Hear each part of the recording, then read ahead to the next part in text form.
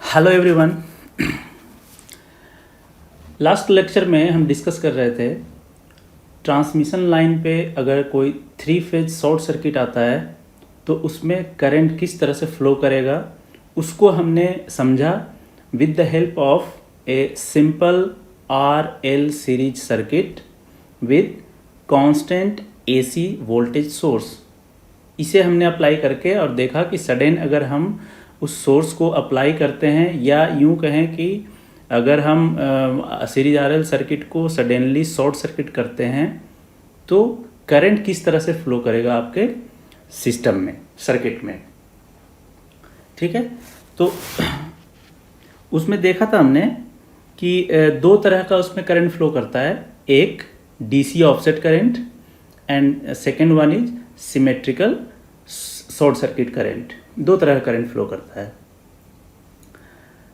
अब हम इसके बाद डिस्कस करेंगे कि अगर ये जो 3 फेज शॉर्ट सर्किट हो रहा है ये अगर ट्रांसमिशन लाइन में ही होगा but nearer to synchronous generator, या यूं कहें short circuit of synchronous generator, ऐसा भी कह सकते हैं आप। अगर कोई जनरेटिंग स्टेशन के नियरेस्ट जो ट्रांसमिशन लाइन है उस ट्रांसमिशन लाइन में अगर 3 फेज फॉल्ट आ रहा है तो हम ऐसा कह सकते हैं कि जनरेटर के टर्मिनल पे ही शॉर्ट सर्किट हो रहा है। ठीक है, तो हम लोग वही डिस्कस करने वाले हैं।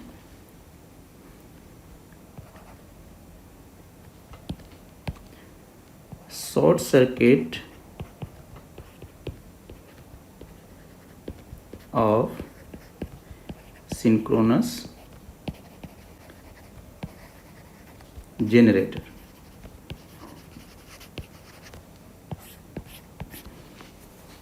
ठीक है, सिंक्रोनस जनरेटर को हम लोग शॉर्ट सर्किट करेंगे और तब देखेंगे कि कैसा हमारा रिस्पॉन्स आता है। ये किस कंडीशन पे है? एट नो लोड, है ना।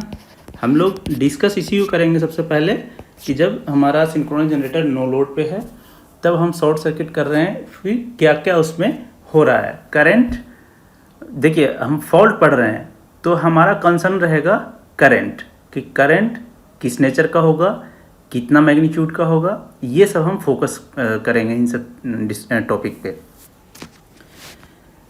अब देखिए आप इसको अगर कंपेयर करें सीरीज RL सर्किट में, जब हमने AC वोल्टेज सोर्स को अप्लाई किया था वहाँ पे हम करंट हमने जो देखा था, और इस सिंक्रोनस जनरेटर के इन पे, है ना, इसके टर्मिनल पे अगर शॉर्ट सर्किट होता है तो दोनों में क्या डिफरेंस होगा, है ना, वो हम लोग बेसिकली देखेंगे। ठीक है, करंट यहाँ भी फ्लो करेगा उसी तरह नेचर का, symmetrical current plus DC offset current, right, इसमें भी करेगा। लेकिन जो symmetrical short circuit current flow करेगा वो somewhat different than what we have taught, what we have learned in series RL circuit with AC source, है ना। रहेगा DC offset plus symmetrical current, but जो सिमेट्रिकल शॉर्ट सर्किट करंट होगा इस synchronous generator के case में वो little bit different होगा। वो किस तरह से डिफरेंट होगा वही हम लोग यहाँ डिस्कस करेंगे। ठीक है, तो हम ऐसा लिख सकते हैं कि nature of current in this case will be somewhat different than what we had discussed in previous case of series RL circuit. ठीक है, this is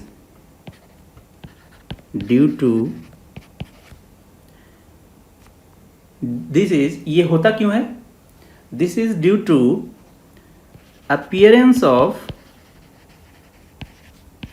appearance of different value of reactants which are subtransient, transient and steady state reactances।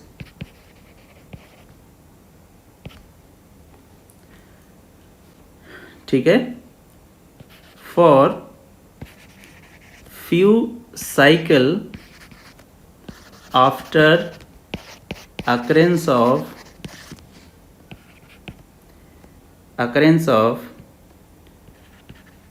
short circuit of synchronous generator, right. Synchronous generator जिस समय short circuit होगा, है ना, उस समय उस सिंक्रोनस मशीन का जो रिएक्टेंस है वो उसमें 3 तरह का नया रिएक्टेंस वो ऑटोमेटिकली डेवलप्ड होगा, है ना, after occurrence of short circuit fault, you can से 3 फेज फॉल्ट। एक सब transient reactance and steady state reactance, ये 3 रिएक्टेंस जनरेट होगा वहां पे just after occurrence of fault for few cycle of current, है ना, थोड़ी देर के लिए ही, कुछ साइकिल तक ये इस तरह का रिएक्टेंट डेवलप होगा। यही आपका एनालिसिस का मोटो है कि ये किस नेचर का होगा, इसका क्या मैग्नीट्यूड हो सकता है, वही आपको एनालाइज करना है। समझ गए? अब इसको समझने के लिए जो रिएक्टेंस, 3 तरह का रिएक्टेंस हमने यहाँ पे देखा कि 3 तरह का रिएक्टेंस डेवलप होगा, एक सब transient reactance and steady state reactance. ये क्या है और कैसे डेवलप हो रहा है, क्यों डेवलप हो रहा है, इसका क्या मैग्नीट्यूड होगा, है ना, वही हम लोग देखेंगे। ठीक है, यही तीनों डिफरेंट वैल्यू के कारण करंट का वैल्यू भी, करंट का नेचर भी चेंज हो जाता है। जो हम पिछला पढ़े हैं उससे डिफरेंट करंट फ्लो करने लगता है। चलिए अब देखिए, ऐसा नहीं है कि इसमें डीसी करंट डीसी फ्लो नहीं करेगा, लेकिन हम लोग मेन फोकस जो करेंगे वो किस पे करेंगे, symmetrical short circuit current. Symmetrical जो करंट होगा, है ना, एसी करंट सिमेट्रिकल, वो किस नेचर का होगा, इस पे हम लोग फोकस करेंगे। और डीसी ऑफसेट करंट को हम लोग अभी नेग्लेक्ट करके चलेंगे। ऐसा नहीं है कि नहीं होगा, वो है सिस्टम में, लेकिन उसको हम लोग अभी नेग्लेक्ट करेंगे। बाद में जब सारा एनालिसिस हो जाएगा तो जो सिमेट्रिकल शॉर्ट सर्किट करंट है उसमें हम कुछ फैक्टर से मल्टीप्लाई करेंगे टू अकाउंट, है ना, to count the magnitude of DC component also, है ना, वो हम लोग देखेंगे बाद में। तो सबसे पहले हम यही पढ़ेंगे कि सिमेट्रिकल शॉर्ट सर्किट करंट किस तरह का होगा। चलिए, इसको एनालाइज करने से पहले हम लोग एक थ्योरम पहले देखते हैं, है ना, जिसे कहते हैं कांस्टेंट फ्लक्स लिंकेज थ्योरम। ये थ्योरम आपको क्लियर होना चाहिए आगे जो हम डिस्कस करेंगे उसको समझने के लिए। ठीक है, तो सबसे पहले हम लोग देख लेते हैं उसे, कांस्टेंट फ्लक्स लिंकेज थ्योरम।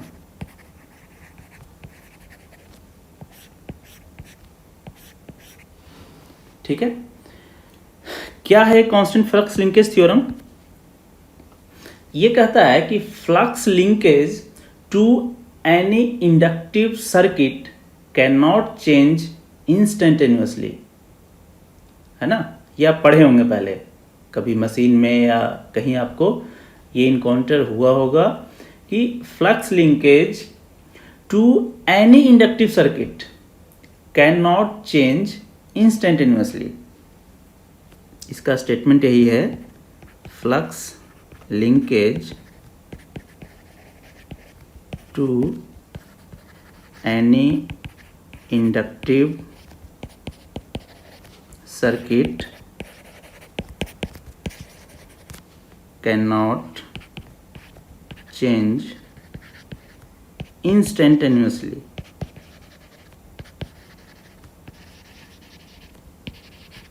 है ना? एकदम सडन से चेंज आप फ्लक्स को नहीं कर सकते किसी भी इंडक्टिव सर्किट में। इंडक्टिव सर्किट कहने का मतलब क्या हुआ? जैसे अगर हम सारा डिटेल ये जो डिस्कस कर रहे हैं वो किसके लिए कर रहे हैं? सिंक्रोनस जनरेटर के रिस्पेक्ट में करना चाह रहे हैं, है ना? तो उसी के रिस्पेक्ट में हम लोग देखते हैं। इंडक्टिव सर्किट का मतलब सिंक्रोनस मशीन में जो कॉइल होता है, armature coil and field coil, है ना? तो फील्ड में तो हम लोग डीसी सप्लाई देते हैं, so we can not talk about inductance and all, है ना?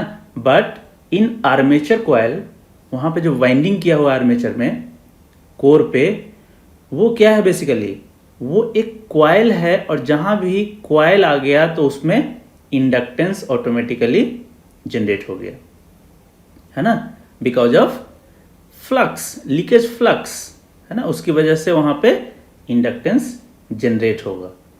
तो इंडक्टेंस, इंडक्टिव सर्किट कहने का मतलब आर्मेचर कॉइल को भी आप समझ सकते हैं, जो आर्मेचर वाइंडिंग है उसको भी समझ सकते हैं, ठीक है?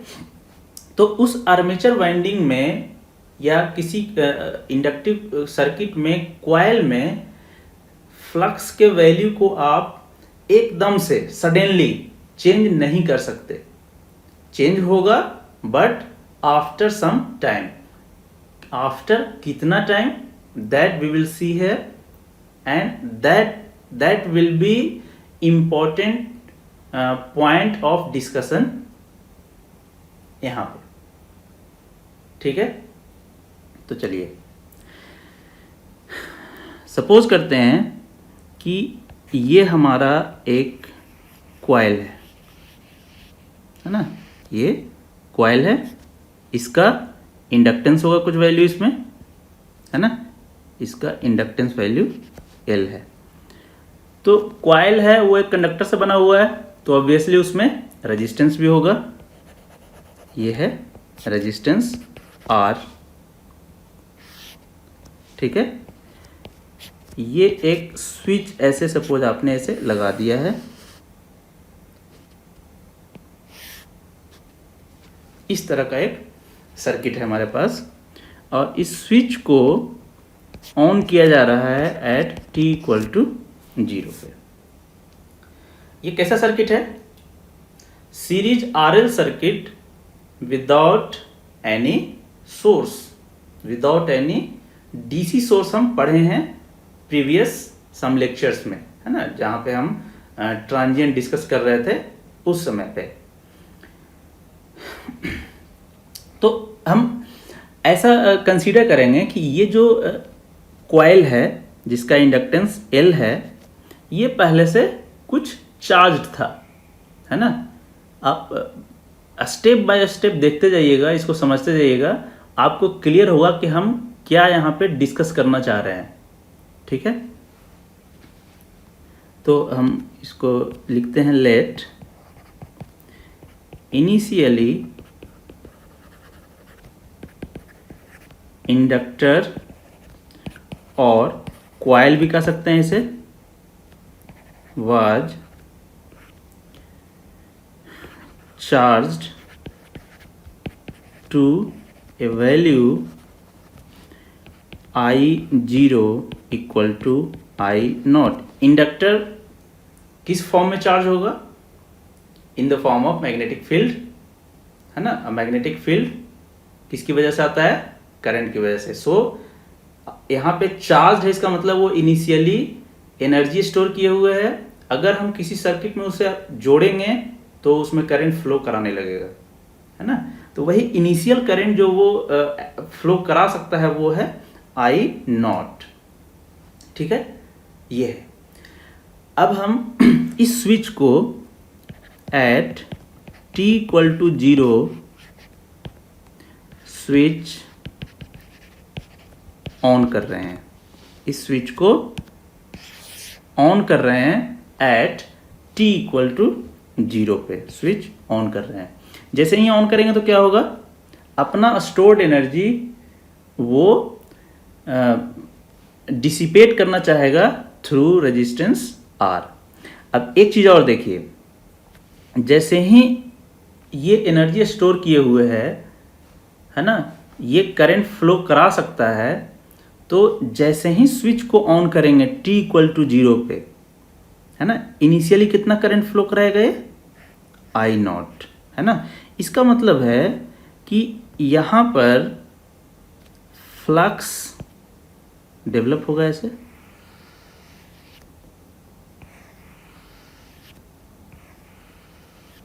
है ना। फ्लक्स इस तरह से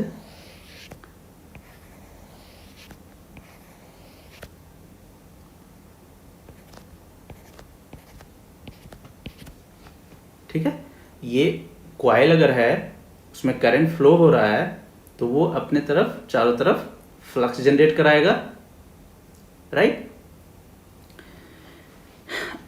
अब जो स्विच ऑन करने के बाद क्या होगा? करंट फ्लो होना स्टार्ट करेगा। करंट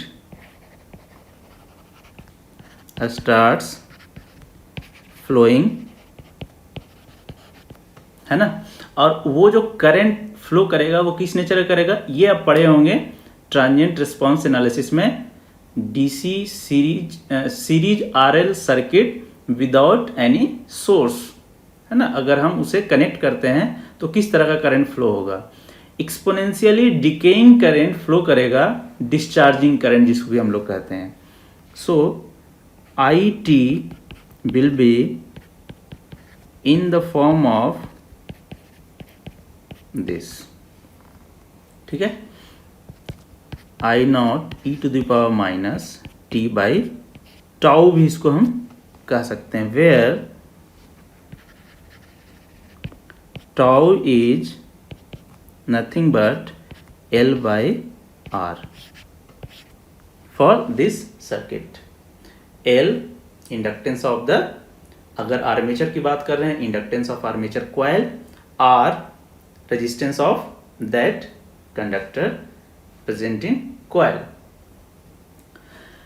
अब इसका अगर वेवफॉर्म आप देखें, हम अगर इसका वेवफॉर्म बनाएं,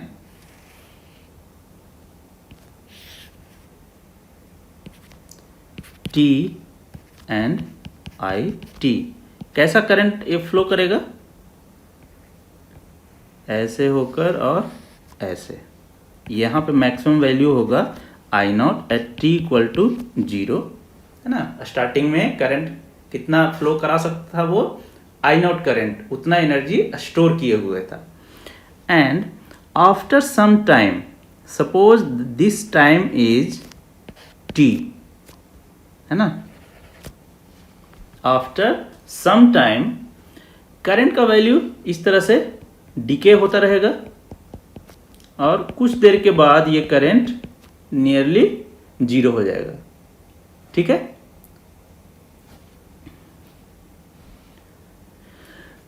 हाँ, तो अब यहां पे ये समझना है आपको कि देखिए यहां ध्यान से, जब करंट आई नॉट था, करंट आई नॉट था, तो फ्लक्स वो भी इसमें क्या होगा? मैक्सिमम फ्लक्स होगा। करंट जब फ्लो हो रहा है, मैक्सिमम करंट उसमें है, तो मैक्सिमम फ्लक्स भी वो जनरेट करेगा वहाँ पे। अब जैसे जैसे करंट का वैल्यू घट रहा है, फ्लक्स भी क्या होगा, धीरे धीरे घटना शुरू करेगा, है ना। फ्लक्स मैक्सिमम से अब कुछ मैग्नीट्यूड उसका कम होता जाएगा and finally after some time flux कितना हो जाएगा, उसमें 0 हो जाएगा। समझ गए? कितने देर में ये फ्लक्स 0 होगा वो आपको यहाँ पे फाइंड आउट करना है कि कितने देर में फ्लक्स 0 हो जाता है। फ्लक्स कितने देर में 0 होगा, जितने देर में ये करंट का मैग्नीट्यूड घटते हुए फाइनली 0 हो जाए, उतने ही देर में फ्लक्स भी उसमें 0 हो जाएगा। समझ रहे हैं? तो आप पढ़े होंगे ट्रांजिएंट रिस्पांस एनालिसिस में कि after t equal to 4 time constant, है ना, 4 टाइम्स टाइम कांस्टेंट, इतना समय लेने के बाद जो करंट का वैल्यू है ये IT, इसका वैल्यू रिड्यूस होकर नियरर टू 0 हो जाता है। नियरर टू 0 मीन्स अगर t equal to 4t put करें आप इस इक्वेशन में, सो I4 टाउ, है ना, तो ये हो जाएगा I0 e to the power minus, इसमें पुट करना है आपको 4 टाउ बाई टाउ, ये टाउ कैंसिल हो जाएगा, I0 e to the power minus 4। जब इसको कैलकुलेट करेंगे आप कैलकुलेटर में तो आपको जो वैल्यू मिलेगा वो समवाट 0.018, है ना, I0 इतना मिलेगा। तो इसको आप कह सकते हैं कि ये वैल्यू नियरर टू 0 है ना। और इसको अगर और ध्यान से देखें तो ये है 0.02 I0, है ना। इसका मतलब ये वैल्यू कितना है, बेसिकली 2% ऑफ I0। जो मैक्सिमम वैल्यू है I0 इसका 2% यहाँ पर, ये जो t जो टाइम है इतने देर के बाद ये इस I0 का 2% रह जाता है ना। तो आप कह सकते हैं कि 2% टॉलरेंस पे इस करंट का वैल्यू, है ना, after t equal to 4 tau, current का वैल्यू कितना रह जाएगा, 2% ऑफ I0। अब इस 2% को हम लोग कह सकते हैं 2% of I0 very less value, है ना, तो कह सकते हैं कि नियरर टू 0 हो गया, वहां पे करंट का वैल्यू 0 हो गया। So current decays to nearer to 0 after t equal to 4 time constant, 4 tau, है ना। ऐसा भी लिख सकते हैं 4L/R। 4 टाइम कांस्टेंट डिपेंड किस पे करेगा, inductance of that coil and resistance of that coil. तो इतना टाइम लेगा करंट को 0 होने में, इसका मतलब फ्लक्स को 0 होने में, है ना। इस टाइम को हम लोग कहते हैं सेटलिंग टाइम। ठीक है, इतने टाइम के बाद जो करंट है वो स्टेडी स्टेट में कंडीशन में सेटल हो जाएगा, है ना, मतलब उसमें एनर्जी जो है बिल्कुल रिलीज होकर बिल्कुल रिलैक्स्ड हो जाएगा, आपका सर्किट सेटल हो जाएगा। ठीक है, तो ये कहलाता है सेटलिंग टाइम। तो अब क्लियर हो गया होगा आपको कि कोई भी इंडक्टिव सर्किट है, इंडक्टिव सर्किट कहने का मतलब आर्मेचर कॉइल से भी आप समझ सकते हैं, आर्मेचर जो वाइंडिंग है उसके बारे में भी हम बात कर रहे हैं। उसमें अगर इस तरह का कोई सिचुएशन आएगा कि सडन शॉर्ट सर्किट हो रहा है, तो वो जो ट्रांजिएंट पार्ट है, जितना इंडक्टर ने एनर्जी स्टोर करके रखा है, वो कितने देर के बाद करंट जीरो हो जाएगा, या यूं कहें जो फ्लक्स है ना, वो फ्लक्स कितने टाइम के बाद स्टेडी स्टेट में, मतलब बिल्कुल रिड्यूस होकर जीरो हो जाएगा, ख़त्म हो जाएगा उसमें से 4 टाइम्स टाइम कांस्टेंट। ठीक है। अब इसी चीज को हम लोग दूसरे तरीके से समझते हैं इन टर्म्स ऑफ फ्लक्स। ठीक है। सपोज एक आपके पास ये कॉइल है,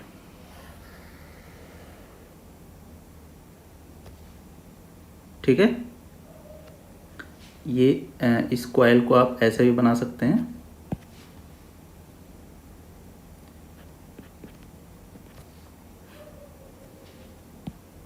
है ना, ये इस तरह से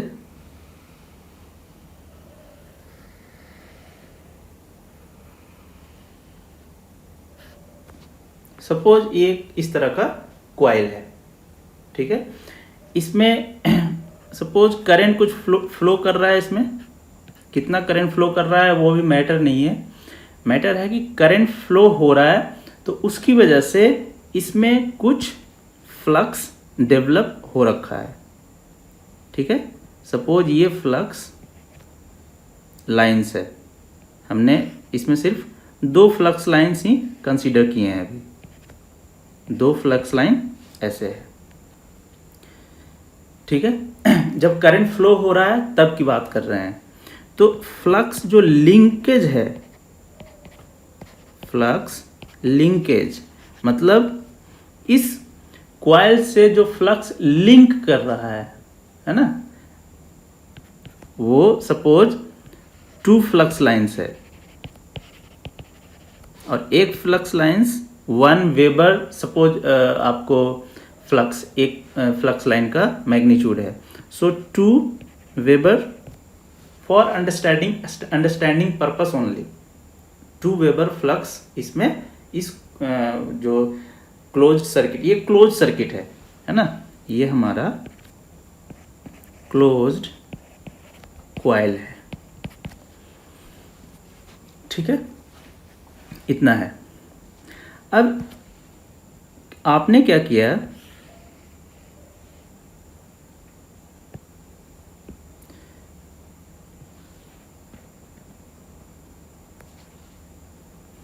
आप इसमें चाहते हैं कि एक एडिशनल फ्लक्स इस कॉइल से होकर पास करे। आप चाहते हैं कि एक एडिशनल फ्लक्स ऐसे इसमें पास करे। ठीक है। ये कैसा फ्लक्स है, इसको थोड़ा और हम इधर कर देते हैं। ये जो फ्लक्स हमारे पास है, ये है फ्लक्स, या इसको कहें आप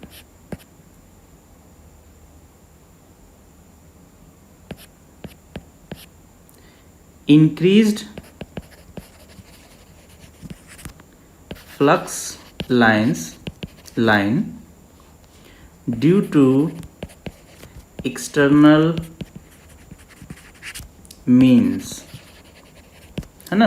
एक्सटर्नली आपने एक फ्लक्स लाइन को इसमें ऐड करने का आपने कोशिश किया, राइट। तो जैसे ही आप फ्लक्स लाइन को ऐड करने की कोशिश करेंगे, उस इंस्टेंट पे सडनली ये क्या हो रहा है, यहाँ पे सडन प्रोसेस हो रहा है। ये आप लिख सकते हैं कि सडनली आपने एक नया किसी एक्सटर्नल मीन्स से फ्लक्स लाइन को ऐड करने की कोशिश किया। तो according to flux linkage theorem, ये जो कॉइल है उस सडन इंक्रीमेंट इन फ्लक्स को रेजिस्ट करेगा, अपोज करेगा। ठीक है। तो अपोज कैसे करेगा, वो अपोज ऐसे करेगा कि इस कॉइल के कंडक्टर में एक करंट इंड्यूस होगा, अकॉर्डिंग टू लेंज लॉ कि वो करंट जो फ्लक्स जनरेट करेगा, flux generated by induced current opposes the external flux that was suddenly applied, है ना। तो एक यहाँ पे इंड्यूस होगा करंट, है ना, और उसका डायरेक्शन कैसा रहेगा, आप इसको लिख सकते हैं आई इंड्यूस, है ना। और आई इंड्यूस ये क्या है, इंड्यूस्ड करंट। और ये किस लिए इंड्यूस हुआ है, जिससे कि ये जो रेड वाला जो आप देख रहे हैं फ्लक्स लाइन, इसको अपोज करे। तो अपोज करेगा तो अपोजिट डायरेक्शन में ऐसे दिखाएंगे हम, इस डायरेक्शन में, है ना। तो ये इसको हम लिख सकते हैं opposing flux due to induced current. ये हमारा क्या है, opposing flux due to induced current, है ना। ये कांस्टेंट फ्लक्स लिंकेज थ्योरम को ही यहाँ पे हम डील कर रहे हैं, है ना। फ्लक्स को सडनली चेंज नहीं होने देगा कोई भी इंडक्टिव सर्किट, उसी को हम यहाँ देख रहे हैं। क्यों नहीं होने दे रहा है, एक ईएमएफ इंड्यूस्ड हो जा रहा है इसमें, सॉरी एक बेसिकली ईएमएफ ही इंड्यूस हो रहा है, उसकी वजह से इंड्यूस करंट उसमें फ्लो करने लग रहा है। तो ये इंड्यूस्ड करंट जो इंक्रीज्ड फ्लक्स है एक्सटर्नल मीन्स से, उसको अपोज करेगा। तो जैसे ही अपोज किया तो ये दोनों आपस में कैंसिल आउट होकर कितना फ्लक्स लाइन बचेगा, है ना। तो इसको आप लिख सकते हैं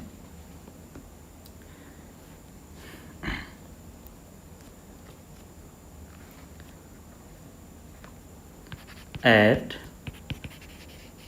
this moment, है ना।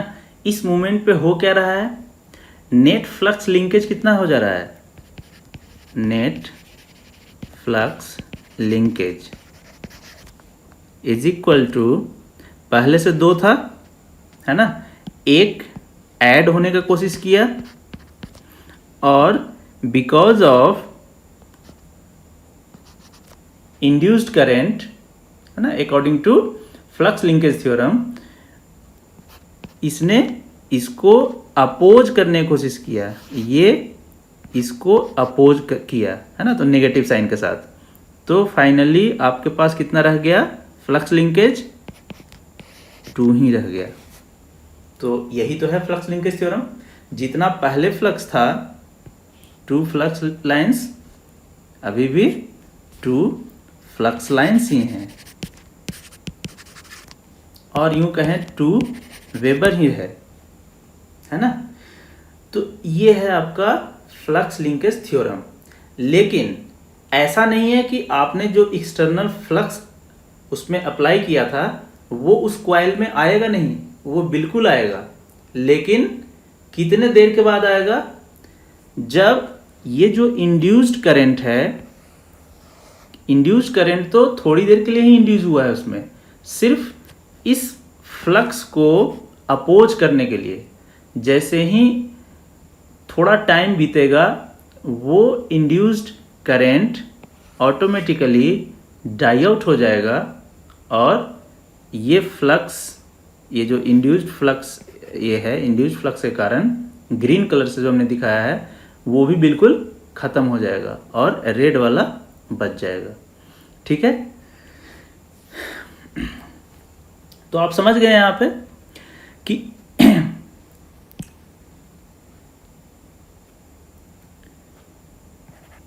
so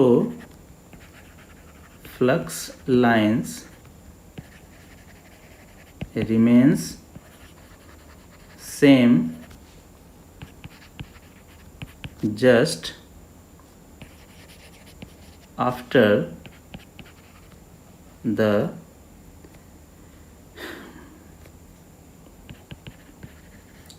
increment of external flux, ठीक है। बट ये जो फ्लक्स लिंकेज है वो चेंज हो जाएगा। आपने 2 तो पहले से था, 1 2, आपने तीसरा भी इसमें ऐड करने की कोशिश किया, तो ये फ्लक्स लिंकेज 2 से 3 होगा, लेकिन कितने देर के बाद? वही ये टाइम है t equal to 4t।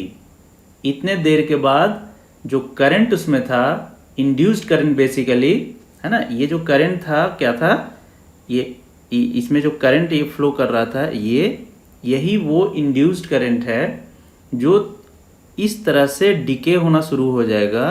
And after t equal to 4t current बिल्कुल ख़त्म हो जाएगा। तो इंड्यूस्ड करंट ख़त्म होने का मतलब जो flux due to induced current है वो भी ख़त्म हो जाएगा, है ना।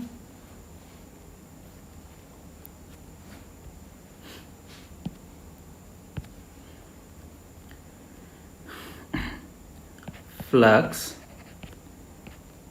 linkage will be changed to 3 Weber, है ना, चेंज करेगा, but after time t equal to 4t। ठीक है। तो आप अगर ऐसा कहें कि ये जो प्रोसेस हो रहा है t इक्वल टू 0 पे ये आपने किया है, तो at t equal to 4t आप देखें, इसको हमने कॉपी कर लिया इसको हम,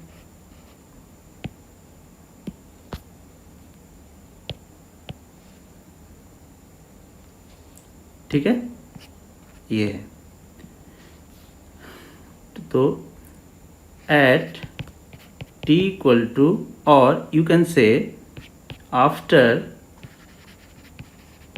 t इक्वल टू 4 टाउ क्या हो जाएगा, इसमें फ्लक्स लाइंस जो आपने ऐड करने की कोशिश किया था वो बिल्कुल ऐड हो जाएगा इसमें, है ना।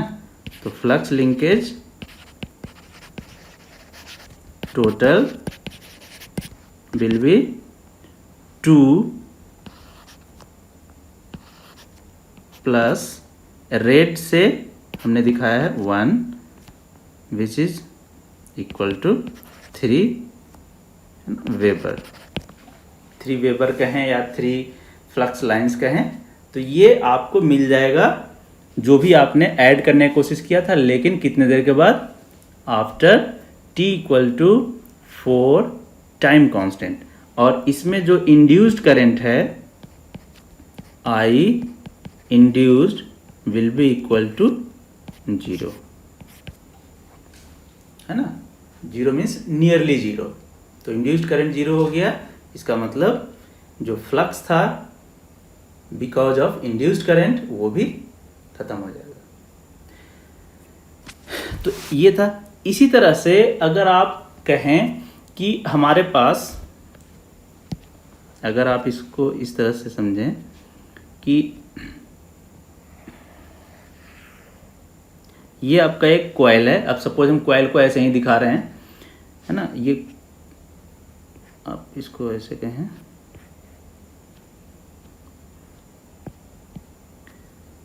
ये है आपका क्लोज्ड सर्किट, है ना। कोई क्लोज सर्किट है या क्लोज्ड कंडक्टर है, कॉइल है, तो इसमें सपोज जो फ्लक्स लाइंस था वो 2 फ्लक्स लाइंस था, 1 एंड 2। 2 फ्लक्स लाइंस इसमें पहले से प्रेजेंट था और स्टीडी स्टेट में था, मतलब 2 फ्लक्स लाइंस है और स्टीडी कंडीशन में ये ऑपरेट हो रहा है, ठीक है। एट t इक्वल टू 0 पर, t इक्वल टू 0 पर इसी कॉइल में, ये जो कॉइल है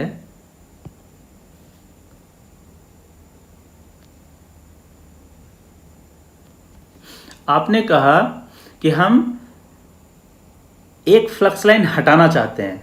आप करंट का वैल्यू आप इस कॉइल में, या अगर करंट देकर आप फ्लक्स जनरेट किए हुए हैं तो करंट को आप सडनली कम करना चाहें, जिससे कि फ्लक्स लाइन यहाँ पे जो फ्लक्स लिंकेज है, flux linkage equal to 2 weber है।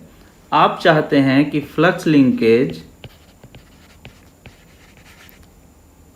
है ना, वो कितना हो जाए, 1 वेबर हो जाए, है ना, 1 वेबर फ्लक्स लिंकेज हो जाए। आप चाहते हैं ऐसा हो जाए। किसी भी तरीके से करंट को कम कर दें, या अगर ये फ्लक्स लाइंस एक्सटर्नल मींस से पहले ही से आपने दे रखा है 2 फ्लक्स लाइंस, और आप चाहते हैं कि हम एक फ्लक्स लाइंस को हटा लें। मतलब फ्लक्स लाइन हटाने का मतलब समझाने के लिए आपको बता रहे हैं, ये मैग्नीट्यूड ऑफ फ्लक्स है ना। तो फ्लक्स के मैग्नीट्यूड को आप सडनली कम करना चाह रहे हैं, तो क्या ये जो क्लोज सर्किट है वो अलाउ करेगा इसे कि आप एक फ्लक्स लाइन को हटा दें और एक ही फ्लक्स लाइन रहने दें? सडनली अलाउ नहीं करेगा, है ना। तो करेगा क्या बेसिकली, ये कंडक्टर, ये जो क्लोज सर्किट है, इसमें एक ईएमएफ इंड्यूस होगा, and because of that EMF induce current इसमें इंड्यूस होगा, फ्लो करने लगेगा, जो सपोर्ट करेगा इस तरह से कि सडन चेंज को अपोज करे। मतलब पहले जितना था उतना ही अभी भी रहे। पहले 2 फ्लक्स लाइन था तो अभी भी 2 फ्लक्स लाइन्स ही रहे। उसके लिए ये क्या करेगा, करंट को फ्लो कराएगा। अब करंट किस डायरेक्शन में फ्लो होना चाहिए, आई इंड्यूस्ड, ऑब्वियसली इस डायरेक्शन में फ्लो होना चाहिए, है ना। अगर इस डायरेक्शन में फ्लो होगा तो करंट के कारण जो फ्लक्स होगा वो इसी डायरेक्शन में ऐसे मिलेगा इसे, ठीक है। तो अगेन ये क्या किया, उसको 2 फ्लक्स लाइन फिर से मेंटेन करने के लिए इंड्यूस करंट फ्लो हुआ उसमें। सो फ्लक्स लिंकेज अगेन कितना हो गया, पहले से 2 था, आपने एक घटाने का कोशिश किया, तो इसने क्या किया, एक जोड़ने का कोशिश किया। ये दोनों कैंसिल होकर कितना हो गया, 2 ही रह गया। समझ गए। लेकिन ऐसा नहीं है, आपने अगर घटाना चाहा है कि एक ही फ्लक्स लाइन मिले हमें, तो वो होगा, लेकिन कितने देर के बाद, after t equal to 4 times time constant, है ना। तो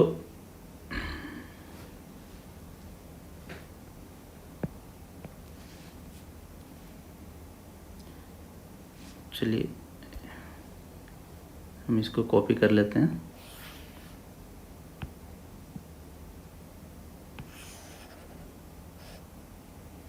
ये है, तो अब इसी को हम देख रहे हैं, ये है after t equal to 4 time constant. क्या हो जाएगा, बिल्कुल वही होगा जो आपने करना चाहा था। एक ही फ्लक्स लाइन आप चाहते थे तो एक ही फ्लक्स लाइन्स मिलेगा, क्योंकि ये जो इसमें इंड्यूस्ड करंट है ना, उसका वैल्यू कितना हो जाएगा, 0 हो जाएगा after 4 time constant. At this time I induced equal to 0, hence opposing flux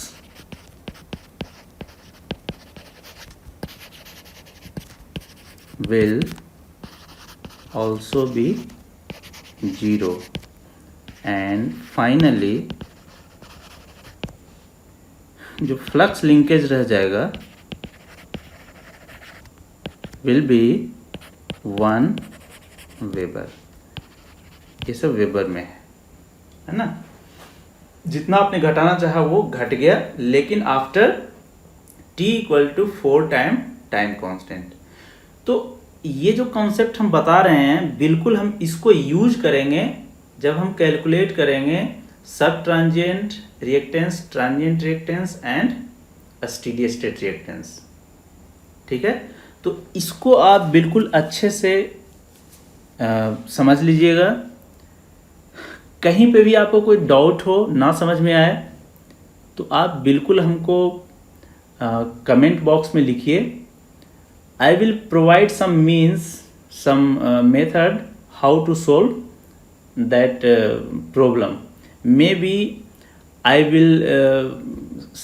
will come live to you if you want, है ना। हम आएंगे लाइव भी, अगर आप लोग चाहेंगे तो हम लाइव आकर पर्टिकुलर टाइम में डाउट को क्लियर करेंगे।